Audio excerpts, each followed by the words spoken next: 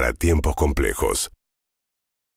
Bueno, voy a ir de lo local a lo internacional en este momento del resumen. Por un lado, lo que tiene que ver con las repercusiones del paso de Milei por la Asamblea Legislativa.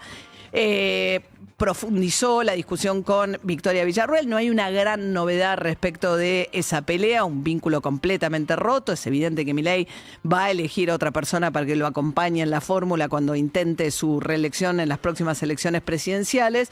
Pero lo que sí sucedió es que Victoria Villarroel quedó especialmente molesta por lo que pasó durante la Asamblea Legislativa. Ella, en su rol de vicepresidenta de la Nación, quien preside el Senado, es la persona a la que le toca recibir al presidente cuando llega y entrar detrás suyo al recinto. En primera instancia tuvo que pechear a Karina Milei para entrar ella.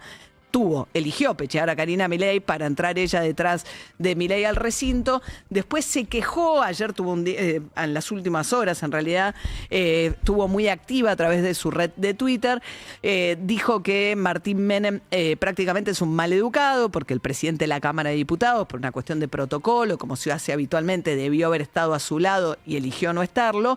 Y después, por supuesto que notó que Javier Milei, en un momento cuando habla de que había habido un intento de golpe movimientos golpistas para desestabilizar a su gobierno, cabeció para atrás señalándola a Victoria Villarroel con las cámaras que no mostraban a nadie, que no quisieran mostrar, perfectamente dispuestas, de manera tal que ese cabezazo fuese tomado por las cámaras.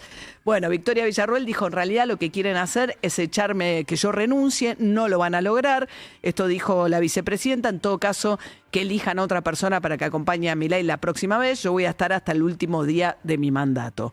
Luego abrió una disputa con Petri, el exministro de Defensa, que actualmente ocupa una banca en la Cámara de Diputados. Ella, que habla como en representación de la familia militar, lo que dijo es que Petri había dejado fundida y había habido maniobras fraudulentas en la obra social de los militares y OFA. Efectivamente hay una causa judicial que derivó de esa situación y que nunca fueron peores los salarios de las Fuerzas Armadas. El propio Petri también en televisión había dicho que Villarroel había apostado a desestabilizar a este gobierno, con la idea de que si eventualmente el presidente se ve forzado a renunciar, quien asume el poder, según la sucesión constitucional, le tocaría a Victoria Villarroel. La verdad es que no hay ninguna evidencia de esto, de la misma manera que Patricia Bullrich acusó de golpistas a los kirchneristas, de que haya habido intentos serios de desestabilizar al gobierno. Como decíamos ayer, ¿no? Más bien Milei, cuando acudió al Congreso, acude a un Congreso que, si bien el año pasado tuvo esas idas y vueltas donde le imponían la ley de financiamiento educativo, el tema de la discapacidad y demás, y habían vetos de idas y vueltas, que también es normal dentro de un juego republicano de poderes. La Constitución le da roles distintos a los tres poderes. La verdad es que desde que arrancó este periodo en adelante ha tenido todo lo que le ha pedido al Congreso Nacional Javier Milei. Para explicar la furia de ese momento en el cual empezó a insultar y a burlar a los opositores, bueno, las voces del gobierno, si uno ve a través de sus declaraciones, no solamente en Twitter, sino también en distintas notas que dieron, bueno, dicen que en realidad fue provocado, que los insultos que venían desde las bancadas de los dirigentes opositores eran provocaciones a las que simplemente Milei reaccionó y que, bueno, que basta de discutir las formas. Hay un tuit que a mí me llamó la atención y me parece especialmente preocupante, de una cuenta que se le atribuye a Santiago Caputo, Santi C, no es su cuenta oficial, pero siempre se supone que es su cuenta, diciendo que la democracia es un método para perseguir determinados fines. No es ni siquiera un fin, sino que es un método la democracia, y que no hay que reparar en las cuestiones de las formas, que lo importante no son las formas. Lo mismo Santiago Oría, el videasta que acompaña a todos lados a Milei, sacó la teoría bastante más conspirativa de que en realidad Milei lo desestabilizaron. Nuevamente habló de los ruidos. ¿Se acuerdan de cuando había hablado de los ruidos Milei en el debate presidencial con Sergio Massa con la idea de que le habían metido ruidos para que o en los canales de televisión. O sea, le atribuyen nuevamente esta situación de irascible, donde Milei parece salirse completamente de control en un momento tan institucional como es el momento de apertura de las sesiones legislativas en lo que es la cadena nacional, a una provocación de los otros.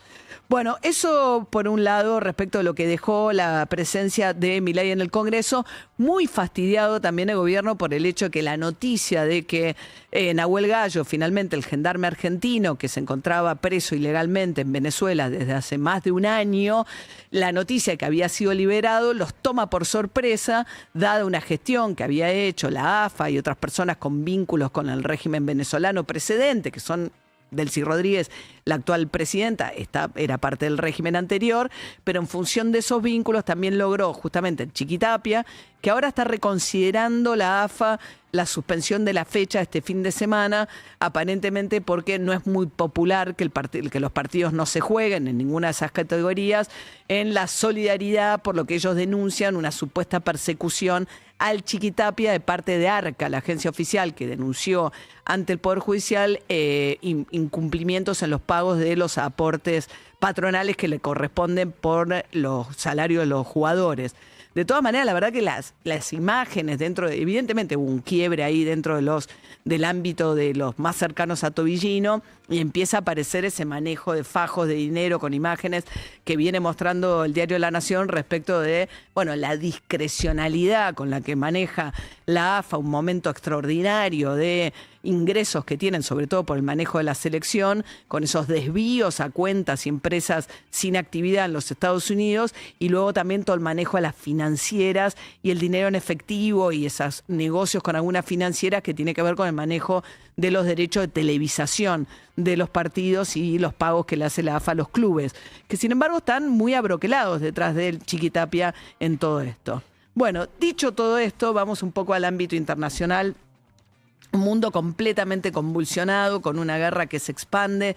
En las últimas horas, como les venimos contando, Israel amplió sus ataques no solamente a Teherán, la capital de Irán, sino también al Líbano, buscando afectar las posiciones del Hezbollah, la guerrilla, el grupo terrorista en realidad, que actúa con apoyo de Irán desde el sur del Líbano, y las posiciones de los Estados Unidos en el Golfo Pérsico siendo también atacadas por Irán, tanto las embajadas en los Emiratos Árabes como, por ejemplo, una refinería.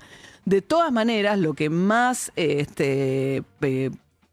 más allá, por un lado el dato de la expansión de la guerra, ¿no? El tema del Líbano, la respuesta de Irán, que incluyó también la isla de Chipre, que es una pequeña isla que forma parte de la Unión Europea, a la cual Inglaterra le dio permiso a los Estados Unidos para operar desde la base en Chipre, y en respuesta hubo el ataque de Irán a Chipre. En el medio de todo esto, lo que Irán hizo fue aplicar una amenaza que siempre estuvo latente, pero que hasta ahora no había ejecutado, sobre todo cuando fue el anterior ataque a las instalaciones nucleares de Irán, cuando Estados Unidos había dicho que le había testado un golpe tremendo y que entonces había afectado la capacidad de Irán de desarrollar la bomba nuclear. Después, en las últimas horas, Trump dijo que el objetivo era ese, ahora cambió, dijo que el objetivo en realidad son las instalaciones de misiles con las que puede alcanzar a Israel y a los países aliados de Estados Unidos en el Golfo Pérsico, o incluso a la isla de Chipre, como ocurrió en las últimas horas, y dijo Trump que se preparan para un ataque que puede durar hasta 4 o 5 semanas, aunque se jactó de que en ese plan está más avanzado de lo que habían pensado originalmente, la velocidad a la que podían avanzar en sus objetivos. Pero dicho esto, vuelvo a Irán, lo que hizo es anunciar que está cerrado el Golfo el estrecho de Hormuz. El estrecho de Hormuz es el estrecho por el cual pasa el 20% de los barcos que transportan gas licuado y petróleo, producidos fundamentalmente por los países del Golfo Pérsico. Salen mayoritariamente hacia Asia. El gran comprador de ese petróleo es China, un poco la India, Japón, Corea del Sur. La amenaza de frenar y de cerrar el Golfo y de prohibir a todos los barcos petroleros y gasíferos que pasen por ahí es una amenaza que complica enormemente a los países que no tienen otra salida para sacar su producción de petróleo. Arabia Saudita tiene una posibilidad, que es que tiene un oleoducto, pero que le permite sacar solamente el 50% de su producción petrolera.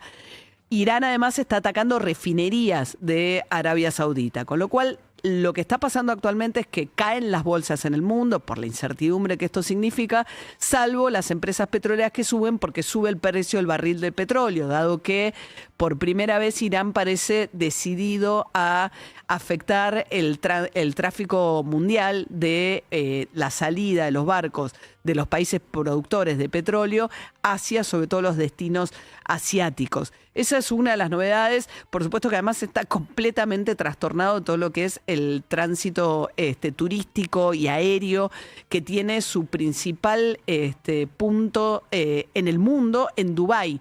Por el aeropuerto de Dubái pasan 95 millones de personas anualmente. Asia tiene algunos de los países más poblados del mundo, ¿no? China, la India. Es más difícil ver el mapa mirándolo desde acá, pero bueno, con esto está totalmente trastornado y trastocado porque está cerrado el espacio aéreo de esa zona, todo lo que tiene que ver con el movimiento del tráfico aéreo que se gestiona a partir de Dubái.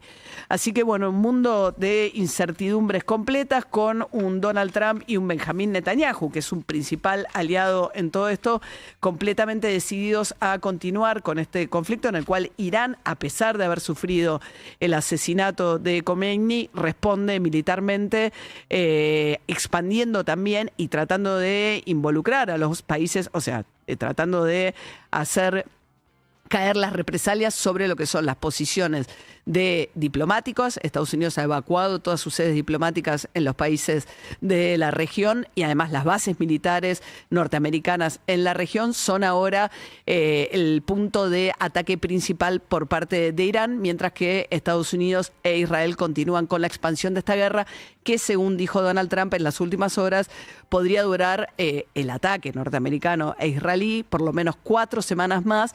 Adicionalmente, hasta ahora ha sido solamente vía aérea, pero no ha descartado Donald Trump tampoco en las últimas horas una ocupación terrestre. En un ataque que, insisto, los medios norteamericanos lo que reflejan es cierta perplejidad respecto de cuál es el objetivo por qué se metió Donald Trump en esta guerra.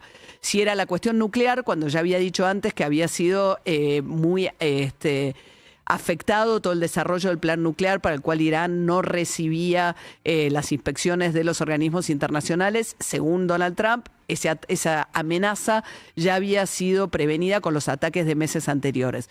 Después habló de un cambio de régimen. Hubo recientemente en Irán un levantamiento que terminó con el asesinato de centenares de manifestantes por parte del régimen.